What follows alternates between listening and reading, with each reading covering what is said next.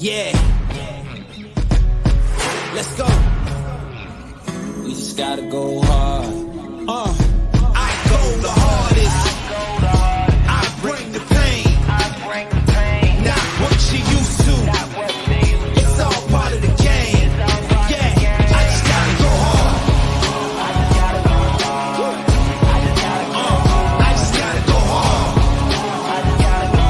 Go hard. Go hard. From the field to the film room to the war room, we've got you covered every step of the way as the road to the draft starts right now on BGN Radio. Hello and welcome to another episode of the BGN Draft Show. I am your host, Shane Haff. You can follow me on Twitter and YouTube at Shane Haff NFL. I'm joined today by my co-host and fellow draft enthusiast, Dives. Give him a follow on Twitter at Mr. Crockpot. Be sure to check out his podcast, Party on Broad. Dives, how are you doing today? Doing well, guys. What a week one to talk about here tonight. Clemson and Duke is going on right now. So if a fellow, Clemson linebacker drops the axe during our stream tonight and you see, a single tear going down my face, that is why, man. Happy college football, man. This is a lot to talk about. All right. I'm also joined by my co-host on Chalk Talk. It's Mark Henry Jr. Give him a follow on Twitter at Mark Henry Jr. _. Be sure to check out his Tough Cover radio show every Saturday. Mark, how are you doing tonight? I'm doing great. Yeah, college football's back. Like Dibe said, we have it going on right now. Had a really fun game that we're going to talk a little bit about when I get to my player of the week for next week. But yeah, it's great to be back. Even if week one was a little lackluster in terms of like big tier games, big name schools in terms of who they were playing. But week two, it's a loaded slate.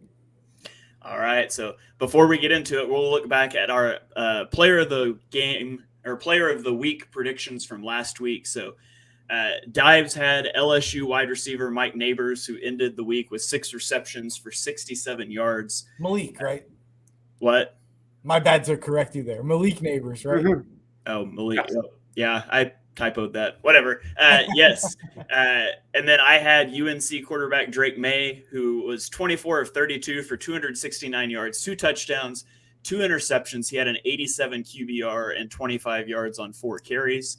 And then Mark had South Carolina quarterback Spencer Rattler, who was 30 of 39 for 353 yards. He had a 44 QBR, 13 carries for negative 22 yards, which 9 of those carries were sacks because college football does the dumb thing where sacks count as rushing attempts. So we talk about it off air, and I'm the winner this week. Drake May takes first place, Neighbors takes second, and Mark takes third. So that puts me in the lead of our player of the week through 2 weeks with 3 points. Mark is in second at 2. Dives is in third at 1. So that was last week's player of the weeks. We're going to make predictions again, but before we get to that, we're going to hop into our Eagles prospect profiles. We're going to each give you guys somebody you can keep an eye on this week. So let's talk Eagles targets of the week.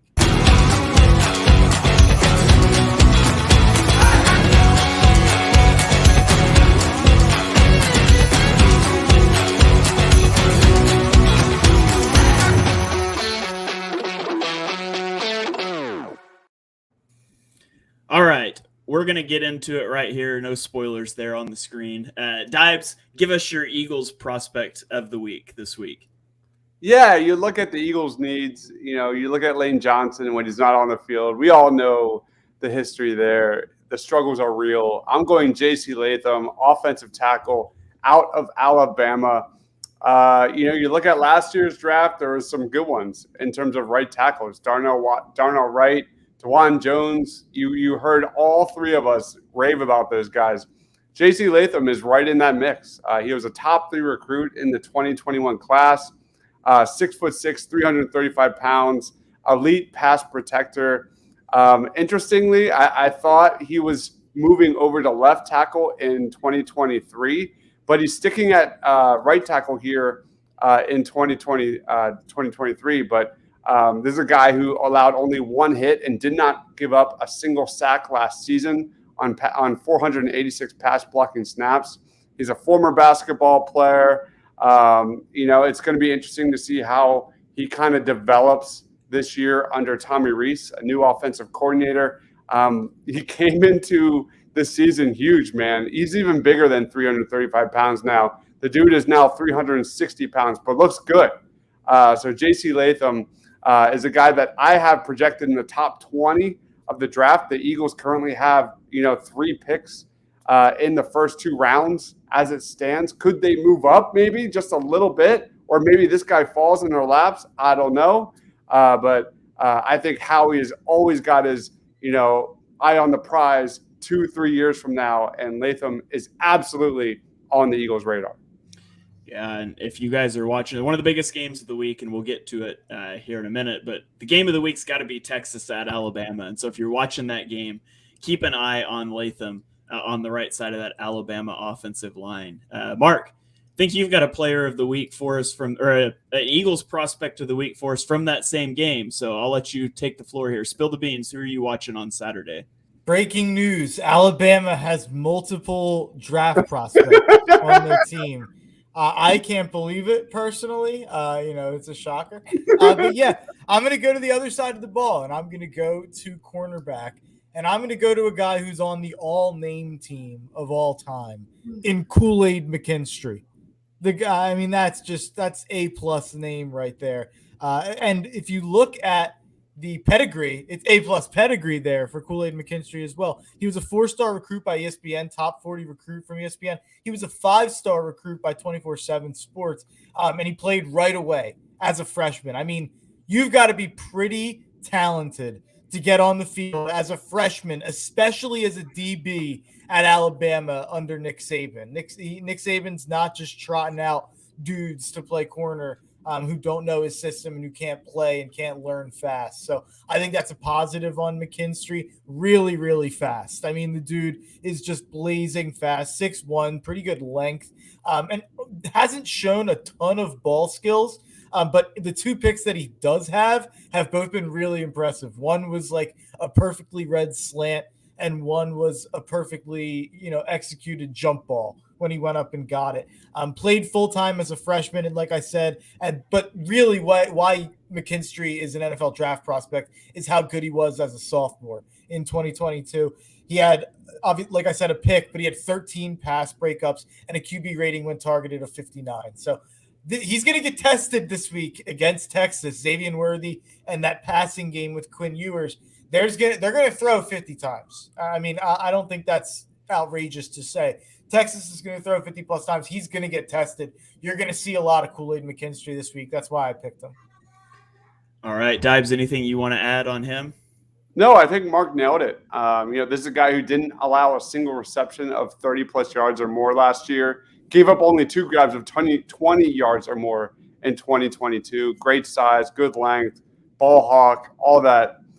Just like Mark says, this is an outside corner. The majority of his snaps were on the outside last season.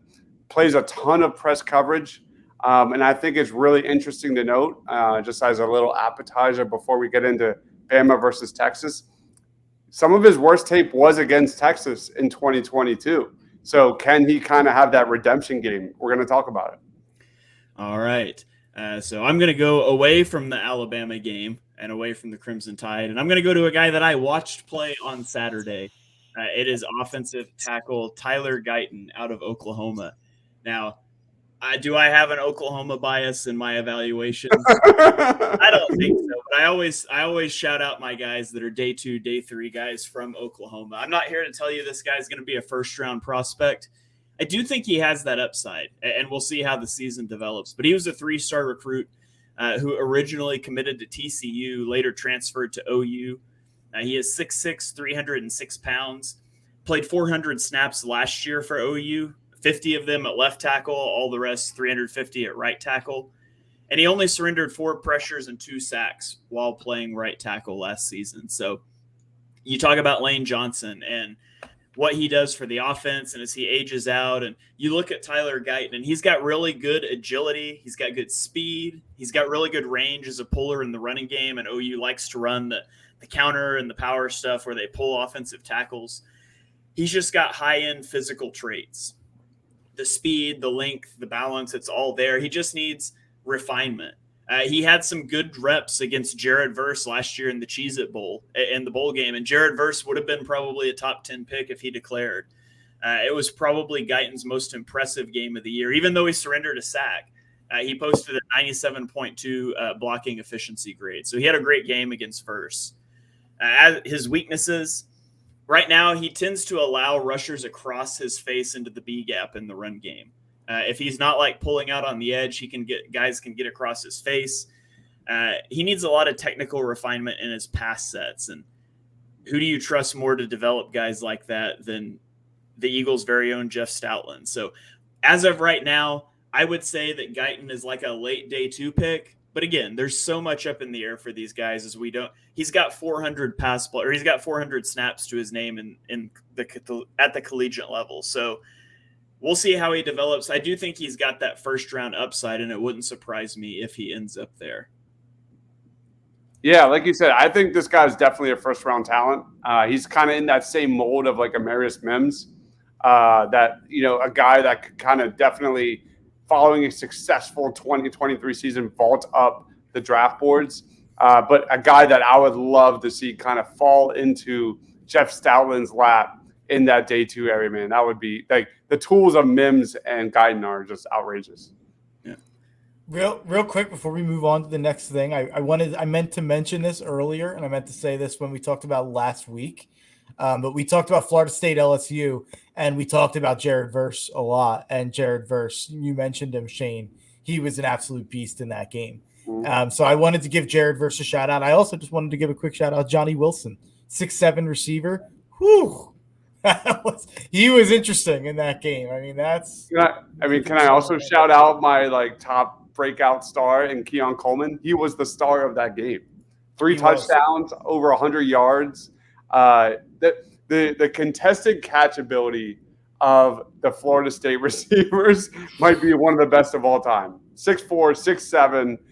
They cannot be stopped. It's going to be really fun to watch. And it's a perfect combo with Travis being able to improv in the pocket, and guys are going to get loose, and you can throw it up to them. They're a legitimate championship contender. And then you have a Jaheim Bell who can kind of be a gadget guy, running back, tight end, put him in the slot, wherever you want. He's just a lightning in a bottle. That Florida State offense, like we talked about last week, that was lesson number 1 for this show. I'm all the way in. Me too. All right. So those are some guys you can keep an eye on this weekend if you're watching college football, some guys that could be interesting targets for the Eagles on day 1 and 2 next season. So let's turn the page now. Let's do our Player of the Week predictions in this week's Player of the Week segment. You can't manage this, can't break this, boy, I'm funded, Gotta keep my distance when you not 100, From the same one say they love you, they funny, You can't match my energy, and yeah, you know it, Way too cold, yeah, man, I'm way too cold, Way too cold, yeah, man, I'm way too cold. All right, Player of the Week segment. Dives, you're in last place. We're going to give you the first call out here. Who is your Player of the Week prediction? Of course. I'm going to go Xavier Worthy. This is a guy that I'm just waiting to see, waiting to watch him break out in 2023, man. His numbers in 2022 weren't as good as they were in 2021. His average depth of target was night and day different, man. You saw kind of Texas utilize this guy as more of a downfield threat last year compared to the year prior, whereas this guy is one of the most, elite weapons after the catch.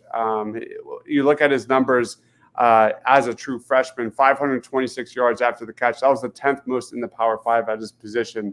I want to kind of see what this guy's got in that area. I want to see Quinn Ewers get the ball to Xavier Worthy and get him in space. The good news is Xavier Worthy has 7 receptions for 90 yards in a week 1 decisive victory over Rice. 12.9 yards per reception is pretty good. But you also look at the negative side. Quinn Ewers also had 4 throws of 20 yards or more, and they all missed in week 1, missing on all 4. And 2 of those went to Worthy, and they were all underthrown. So I think the point is that Quinn Ewers had a really strong day, but the chemistry between Xavier Worthy and Quinn Ewers is still a work in progress. And, I think that is the difference. Xavier Worthy, the chemistry between Quinn Ewers and Worthy goes as Texas goes and vice versa. So I want to see Xavier Worthy take that next step and become a first-round talent because I think he does have that upside. So Xavier Worthy is my player of the week prediction. It's a tough matchup with Alabama. I expect, like Mark said, that Quinn Ewers will be throwing the ball a ton. So I think a fair bulk of the targets will go to Xavier Worthy. He's my player to watch. All right. Mark, do you have something to throw in there? Yeah, my player of the week isn't in Alabama, Texas, but I've kind of went back and forth on Texas all offseason, and it's always a big argument in college football circles. Is Texas back? Are they going to be back? And, obviously this is a huge game to that question. And obviously you don't just have to win. They're a 7-point underdog at Alabama. It's not easy to win, but you have to go in there and show as impressive as a showing as they did while Ewers was healthy in the game they played against Alabama last year. I have questions. People are saying this is the year Texas takes the next step to be a full-on title contender and to be fully back. They lost Bijan Robinson, and I know this isn't 1995 running back isn't the end-all be-all, but am I supposed to believe that Texas is supposed to replace a generational player like Bijan like that just in that quickly? I know they have good recruits, and I know that they have a lot of talent. They had Worthy and Ewers last year though with Bijan. You need a lot of improvement, and that's not impossible. Ewers is so young; he's probably 20 years old, so he obviously can be a lot better than he was last season. But I have questions. People are just assuming Texas is going to take that next step. I think Alabama wins this game. I lean towards taking the 7 points. I don't love it; it's a lot of points. Texas does have a good offense, but they lost a lot of talent. And not just Bijan. They lost Roshan as well. They lost some other talent on the defense. So I'm scared of Texas and people kind of falling for the same old Texas tricks that I know Shane Half is familiar with there in Oklahoma. Horns down. Without getting I'll horns down. We can do that without getting flagged on the podcast. So, God, are you willing to horns down or no? Sure, why not? Go. I don't care. I need to wear my OU hats on these podcasts. So, all right. So, Mark, who is your player of the week prediction? You said you're going outside of Alabama, Texas. Who are you going with? Yeah, it's almost a little bit of looking back to last week instead of looking forward to this week. Although I will say, Colorado does have a big game this week against Nebraska, but I'm going with the story of week 1, and I'm going with Travis Hunter. Let me frame it like this.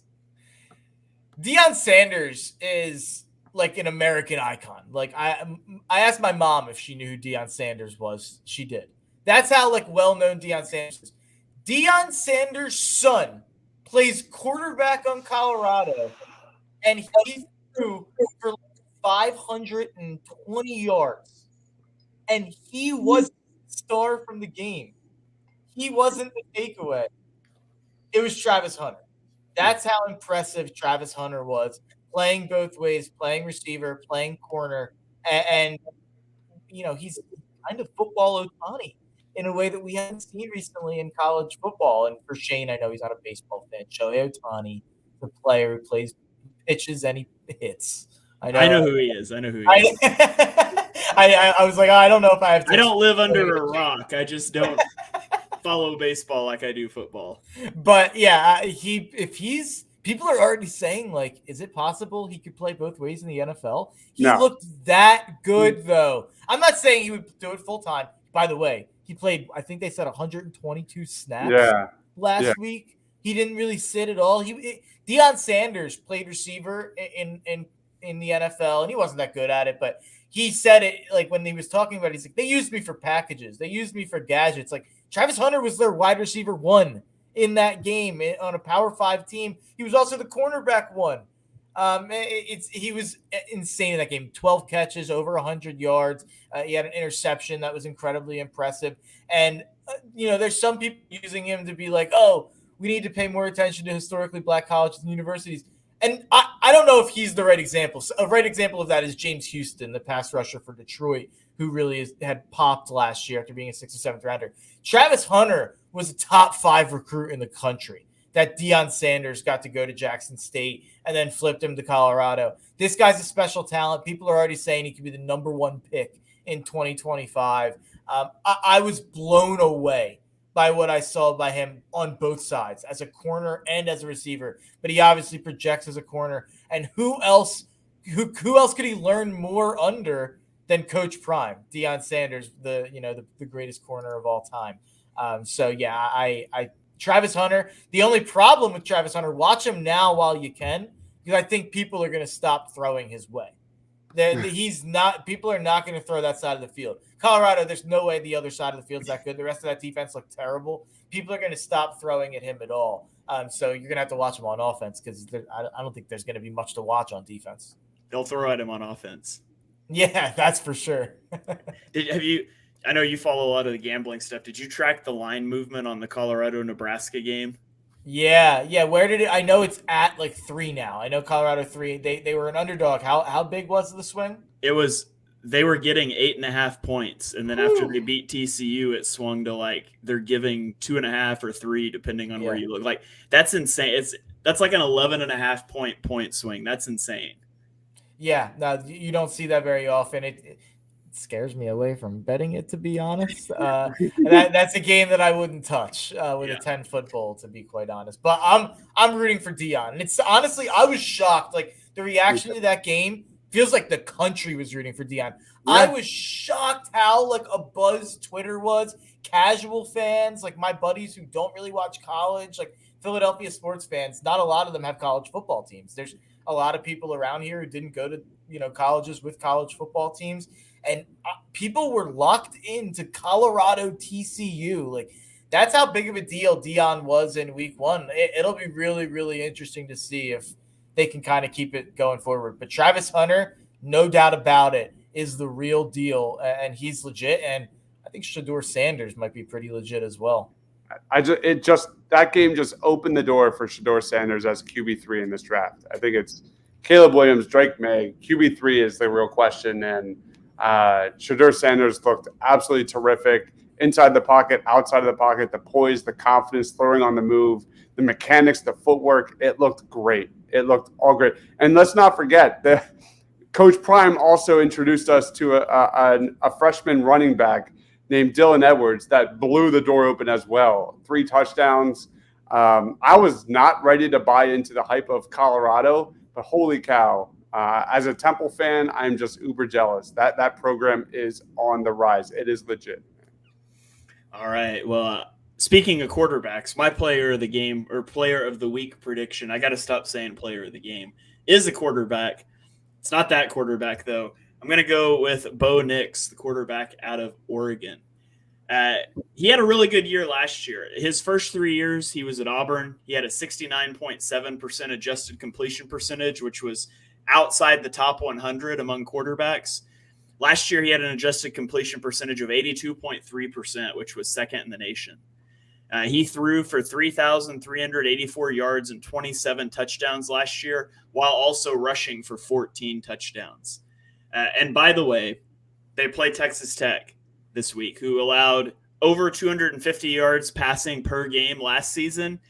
Oh, and by the way, they already lost to Wyoming this year. So I think Bo Nix could be primed to have a really big game against Texas Tech, a team that historically does not play defense. I mean, this is a team whose defense is so bad they couldn't win 8 games with Patrick Mahomes at quarterback in college. So the defense is bad. Bo Nix, I think, might be good. He's my player of the week prediction. He was going to be mine, and he's probably the best pick because I think he'll put up the best numbers. I felt like I had to talk about Travis Hunter. But Bo Nix is a great pick. And by the way, I know I have a lock of the week segment coming, and I've already given out Alabama -7. I like Oregon -7 or wherever the number is at there as well. Yeah, Bo Nix is right in that mix for QB3. It's like Bo Nix, Michael Penix Jr., and Shedeur Sanders. You could probably throw in J.J. McCarthy if it all clicks this season. I don't know. Mark is not a fan. But I think Bo Nix is a guy that I need to see more of. To be honest, I haven't watched a lot of Bo Nix football, but as a dual threat guy, the dude's going to put up crazy stats. Mm-hmm. All right. Well, Mark, you mentioned it. We're going to go to your lock of the week, and then we'll get into our game of the week briefly. What's your lock of the week this week? My lock of the week is actually going to be a weird game. It's Cal versus Auburn, two teams that don't play very often. Auburn doesn't go out to California very often to play in Berkeley. And I don't think either of these teams are very good. Both of these teams put up a lot of numbers in week one against bad teams. But give me Cal +7 against Auburn. And the reason is their head coach, Justin Wilcox, doesn't win a lot of games necessarily. The dude covers spreads as an underdog. It's unbelievable. He's 26-10 against the spread as an underdog with 13 outright wins. They're 10-4 as a home underdog with 8 outright wins in those 14 games. So give me Cal +7 against Auburn, and I like them to win the game. All right. And that brings us to our game of the week breakdown. Last week, we told you the game of the week was Florida State LSU. And for the first half, it was. Then it kind of fell apart. But we've got another good one this weekend as number 11 Texas travels to Alabama. We mentioned it earlier. Plays number 4 Alabama. This is on Saturday night at 7 o'clock. As Mark mentioned earlier, Alabama is favored in this matchup by 7. Dibes, what are you watching for in this game? We already kind of touched on it. You look at kind of Alabama's secondary that was seen as kind of a position of strength. We already touched on Kool-Aid McKinstry, but you look at kind of the injury, list right now. They've got 2 guys that are possibly going to be out in this one.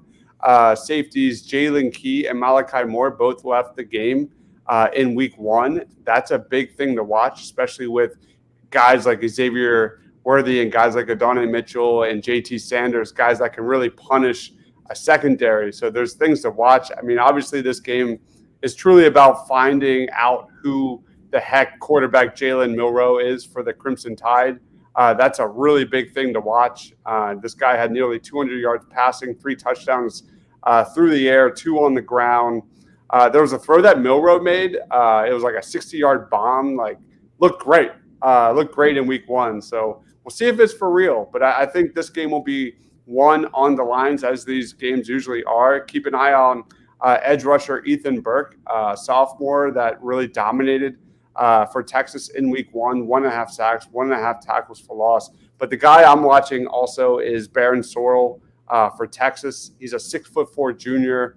He was in my top edge rusher rankings. Didn't do a lot against Rice in week 1, but this guy that, if Texas wants any kind of chance to take down Alabama, it's got to be Ethan Burke and it's got to be Barron Sorrell kind of putting pressure on a kind of a new quarterback there.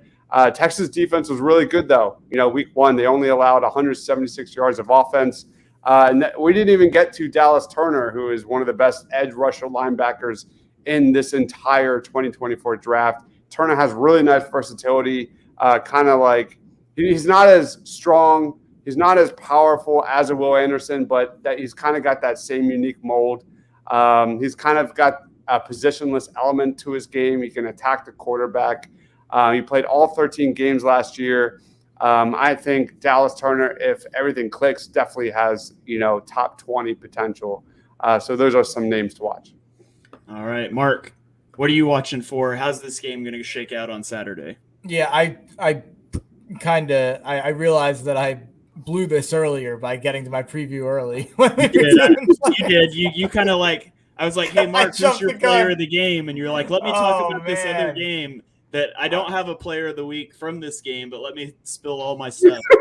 I totally jumped the gun there. That's a bad job by me. But like I said, I like Alabama in this game, and Dodge stole what I was going to say. I'm watching for Dallas Turner. I mean, that guy, he looks like he's going to be a top 5 to 10 pick. And he said he might not be as strong as Will Anderson.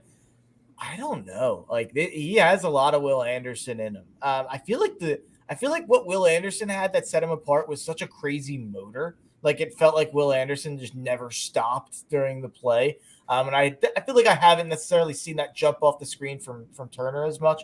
But I expect Bama's going to do a lot of smoke and mirrors with Milroe. Like, I think you're going to see a lot of running from him, a lot of RPOs, a lot of just, runs in general. And I don't think Texas defense is going to be good enough to make them go outside of that. So I think Alabama will do enough in terms of being able to run the football.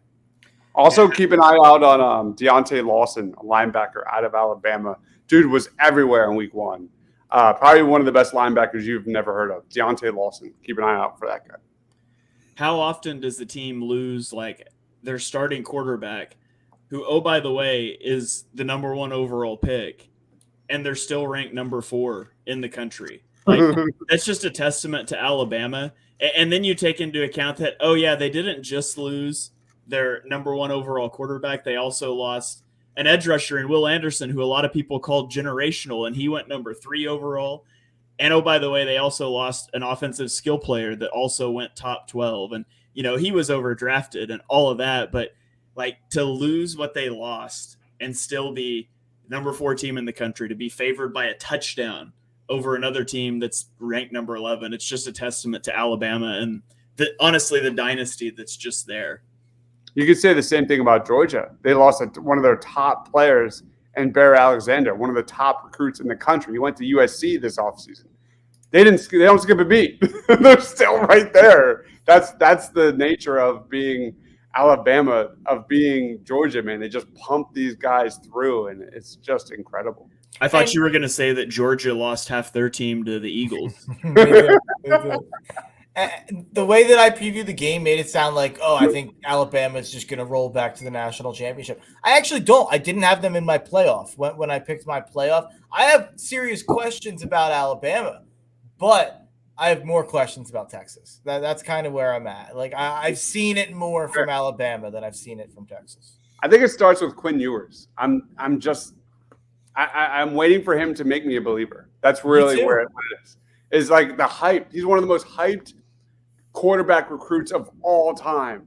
And he's got a really good one sitting right behind him, just waiting in the wings. But I just haven't seen it yet. There are flashes, but I don't know. I don't know yet. And until he starts to show me something, Texas will always be in that second, third tier. I agree. All right. Well, that is going to about wrap it up for this week 2 college football preview here on the BGN Draft Show.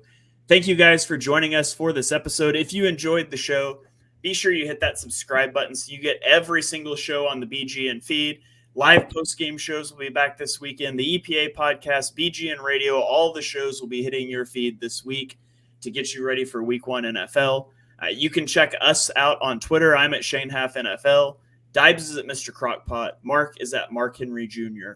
We will catch you guys next week for another episode of the BGN Draft Show. Yeah. Let's go. We just gotta go hard.